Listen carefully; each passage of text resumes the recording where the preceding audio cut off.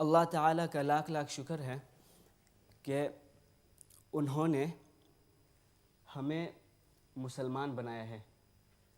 انہوں نے ہمیں مسلمان گھرانے میں پیدا فرمایا ہے. اب ہمارا حق بنتا ہے کہ اللہ تعالیٰ نے ہم پر اتنا کرم و احسان کیا ہے تو ہم بھی اللہ تعالیٰ کے جو حقوق ہے اللہ تعالیٰ نے ہمارے ذمے جو واجب کیا ہے، فرض فرمایا ہے، وہ بھی ہم حقوق ادا کریں. لیکن اس کے لیے کچھ بنیادی چیزیں ہیں جو ذہن میں یاد رکھنی چاہیے.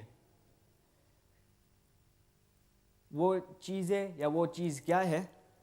تو اس سے پہلے میں ایک بنیادی بات عرض کرتا ہوں. اگر پوری دنیا میں فی الحال ہم دیکھیں، تمام مسلمانوں کو ہم دیکھیں،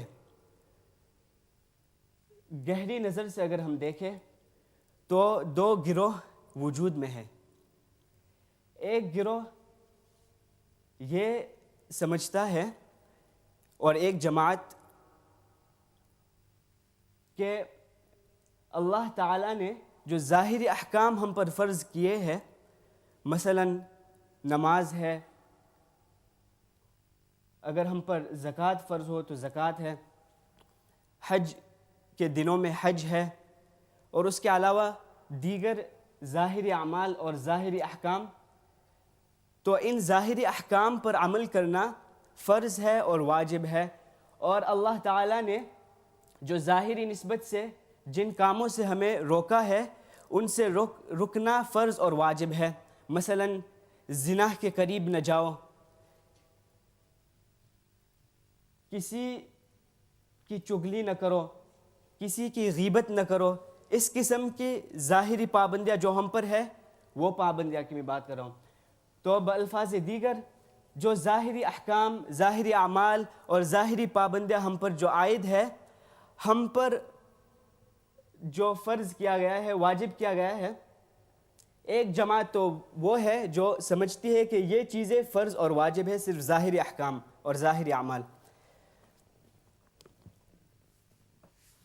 اور جو باطنی احکام ہے اور جو باطنی اعمال ہے جو دل سے تعلق رکھتے ہیں، مثلا دل کو صاف رکھنا، دل میں کینہ اور بغض نہ رکھنا،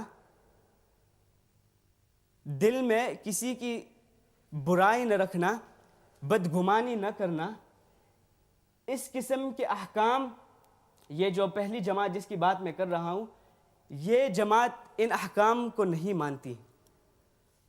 حالانکہ یہ بھی قرآن کے احکام ہے، یہ بھی احادیث سے ثابت ہے اور یہ بھی شریعت کا ایک حصہ ہے، یعنی باطنی احکام.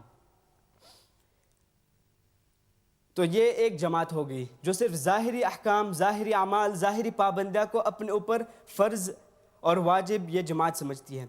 دوسری جماعت وہ ہے جو اس کے برعکس ہے، پہلی جماعت کے برعکس.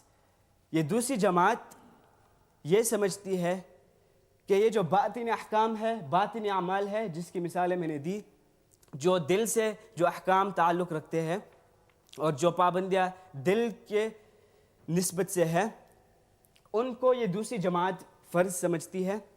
اور یہ جو ظاہری احکام ہے، ظاہری اعمال ہے، جو مثلا نماز ہے، زکوٰۃ ہے، حج ہے، ان کو یہ دوسری جماعت فرض نہیں سمجھتی، بلکہ انہی کچھ دنوں میں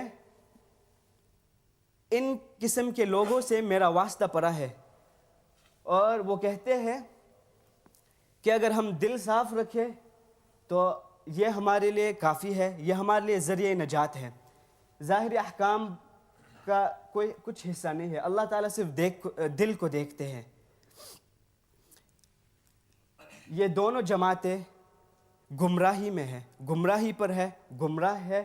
اور اگر یہ دونوں جماعتیں قیامت تک رہیں گی تو یہ قیامت تک گمراہی پر رہیں گی. کیوں؟ کیونکہ اللہ تعالیٰ قرآن کریم میں ارشاد فرماتے ہیں، یا ایھا الذین آمنوا ادخلوا فی السلم کافہ، کہ اے ایمان والو تم اسلام میں کامل مکمل طریقے سے داخل ہو جاؤ، نہ یہ کہ تم صرف ظاہری احکام پر عمل کرو، ظاہری پابندیاں پر عمل کرو، اور نہ یہ کہ صرف تم باطنی احکام پر عمل کرو یا باطنی پابندیاں پر عمل کرو، بلکہ تم مکمل کامل داخل ہو جاؤ، ظاہری احکام پر بھی عمل کرو، ظاہری پابندیاں کو بھی ملحوظ رکھو، باطنی احکام پر بھی عمل کرو، باطنی احکام کو بھی پیش نظر رکھو۔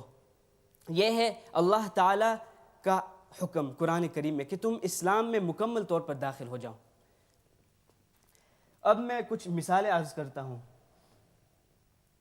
اگر دنیا میں ہم دیکھیں، مثلا ہم گاڑی خریدنے کے لیے جاتے ہیں تو ہم کیا دیکھتے ہیں؟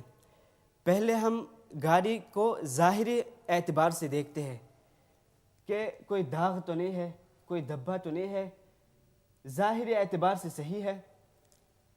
پھر ہم اندرونی اعتبار سے بھی دیکھتے ہیں کہ اندر میں کوئی عیب تو نہیں ہے، بلکہ ہم میں سے بہت سے لوگ گاڑی کو ٹیسٹ ڈرائیو کے لیے بھی لے جاتے ہیں تاکہ ہمیں پتہ چلے کہ انجن تو صحیح ہے وغیرہ وغیرہ۔ چلو ایک اور مثال دیکھتے ہیں۔ ہم گھر خریدتے ہیں، جب گھر خریدتے ہیں تو اچھی طرح ظاہری ماحول کو ہم دیکھتے ہیں کہ گھر ظاہری اعتبار سے صحیح ہے، پھر ہم اندر جاتے ہیں، پھر اندرونی اعتبار سے بھی ہم خوب غور و فکر سے دیکھتے ہیں کہ کوئی عیب تو نہیں ہے۔ افسوس کی بات ہے، افسوس صد افسوس، کہ دنیا کی چیزیں جب ہم دیکھتے ہیں تو ہم ظاہری اعتبار سے بھی دیکھتے ہیں، باطنی اعتبار سے بھی دیکھتے ہیں، لیکن دین ایک چیز ہے، شریعت ایک چیز ہے جس کی وجہ سے ہم دنیا میں آئے ہیں، لیکن اس کے باوجود ہم اس کو صرف ظاہری اعتبار سے یا ظاہری طور پر چھوڑتے ہیں یا صرف باطن کے لیے چھوڑتے ہیں۔ حالانکہ جس طرح دنیا کی مختلف اور دیگر چیزیں ہیں، جس طرح ہم ان کو ظاہری اعتبار سے دیکھتے ہیں، باطنی اعتبار سے دیکھتے ہیں، ظاہری اور باطنی احکام اور اعمال کو ملحوظ اور پیش نظر رکھتے ہیں، اسی طرح دین میں بھی یہ فرض ہم پر عائد ہے کہ ہم دین پر جو ظاہری احکام ہم پر فرض اور واجب احکام جو ہم پر عائد ہے ان کو بھی ملحوظ پیش نظر رکھے، ان پر بھی عمل کرے، ظاہری پابندیاں جو ہم پر عائد ہے ان کو بھی ہم پیش نظر رکھیں، اور جو باطنی احکام، باطنی پابندیاں ہم پر فرض اور واجب جو عائد ہیں ان کو بھی پیش نظر ملحوظ رکھے اور عمل کرے۔ بالفاظ دیگر ہم کامل مکمل مسلمان بن جائیں۔